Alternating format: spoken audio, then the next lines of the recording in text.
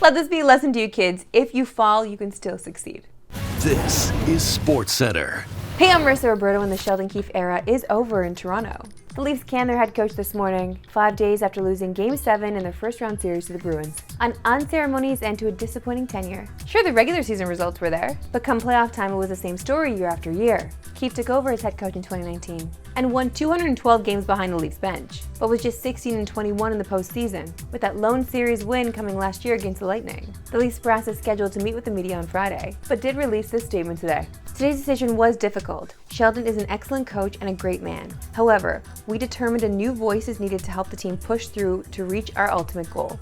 We thank Sheldon for his hard work and dedication to the organization over the last 9 years and wish him and his family all the very best. Sheldon Keefe did post a video this afternoon. I'm forever grateful for the opportunity to coach the Toronto Maple Leafs. It's a dream come true for a boy from Brampton. I didn't get it done in the playoffs. I didn't help push our team over the line and deliver. I accept responsibility for that. No excuses. That's the job. I didn't get it done. It's the reality of the business, and I accept it. To the players, I appreciate all your efforts. Your talents and your work ethic made me look good on a lot of nights. Anyone who suited up for blue and white, I appreciate you. I don't know what comes next, but I know I'll be ready for it. In the meantime, I'll enjoy giving my family the time that they deserve. Love you all, and be well. I'm not gonna lie, that video was nearly perfect, but as I tweeted, it would have been that much sweeter if he ended it with, "Now watch this drive."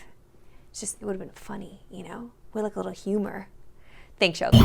Speaking with hockey, and maybe it's time to start believing in the Canucks. Although, I've been believing in the Canucks, okay? I was riding with them this whole time. For all the talk about the Oilers being the heavy favorite, it was Vancouver who came on top Game 1. And how about the way in which they did it? Down 4-1 late in the second, and rallying to win on Connor Garland's goal with 5 minutes to go. There's been a lot of talk about Vancouver's goaltending carousel, but last night Edmonton's Stuart Skinner was a big part of the story. 5 goals on 24 shots, including a couple weak ones, and he just looked generally shaky. That was enough to draw this reaction from Vancouver fans after the game.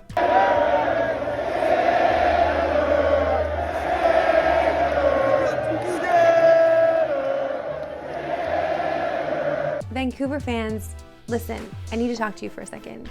You guys have to be careful. As a Leaf fan, please, don't start chanting the goalie's name. He will come back to bite you. In my opinion, of course, but you need to watch yourselves. I love you, you need to watch yourselves. Now, if you're thinking the Canucks win would flip the betting odds on their head, you are wrong. FanDuel still has Edmonton favored to win the series, and has them at 5-1 to win the Cup. As for the Canucks, they opened yesterday at 16-1 to win the whole thing.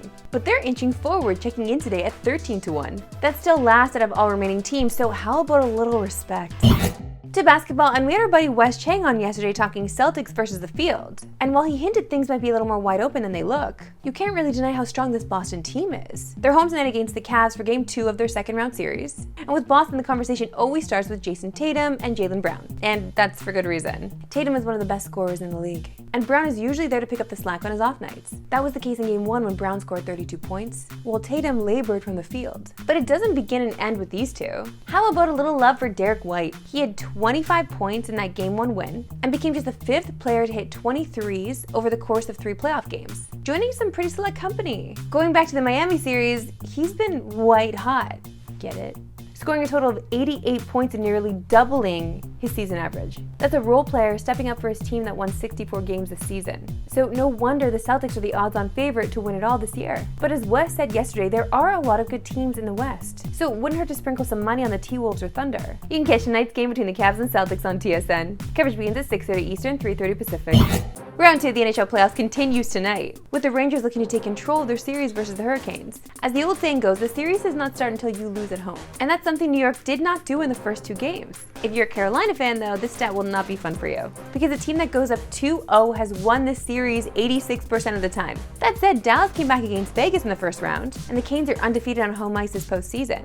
Going back 2 years, they've lost in regulation just twice at home in the playoffs, though one of those came in Game 7 against the Rangers after having had a 2-0 series lead. One player to watch in this series is Andrei Svechnikov. He's a notoriously good goal scorer, but a bit of a playoff enigma, having scored just 4 times in his last 20 postseason games.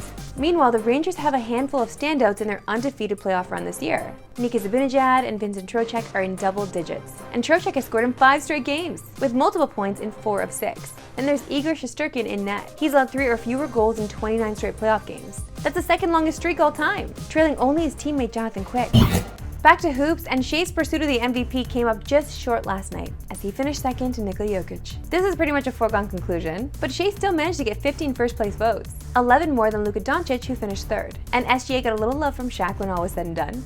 I felt Shea Alexander deserved it, because I've been number 2 a lot. When I played my ass off, number 2. So the fact that he has to start all over next year and try to win it again, I think it was. I know it's going to be hurtful for him. Hopefully he uses this to motivate him to win a championship. But I thought, and again, no disrespect to the Joker, best big man in the league by far. You could have went this way, but I thought Shea Gilgeous-Alexander, one of only a few players that had 30 points 50 times, stat stuffer, great season. His team is number 1. Nobody expected him to be number 1. I thought Shea Gilgeous-Alexander was going to win it by far. So as it stands right now, Steve Nash is still the only Canadian to win MVP. But that's for now anyway. Shea still has some unfinished business though, and he'll be at it tonight in Game 2 against the Mavs. It's been a steady playoff run up to this point. 5 wins in 5 games, including 27-9-9 in OKC's blowout Game 1 win. That's becoming a bit of a trend for the Thunder. They've won 3 of their 5 games by 20 or more points. And although Shea can't claim an MVP like Nash did in 05 and 06, a series win against the Mavs would put him on even ground with Kid Canada, who led the Suns to the Western Conference Finals in each of those 2 seasons. As for Dallas, Luka practiced yesterday and is expected to be active tonight, despite still dealing with the knee sprain he suffered versus the Clippers. That no doubt factored into a sloppy Game 1 performance, when Lou Dort and company held him in check with just 19 points. As for tonight, FanDuel is expecting a Doncic bounce back, but you may want to lean into these enticing odds on Shea getting a triple-double, after he came up just short a few nights ago.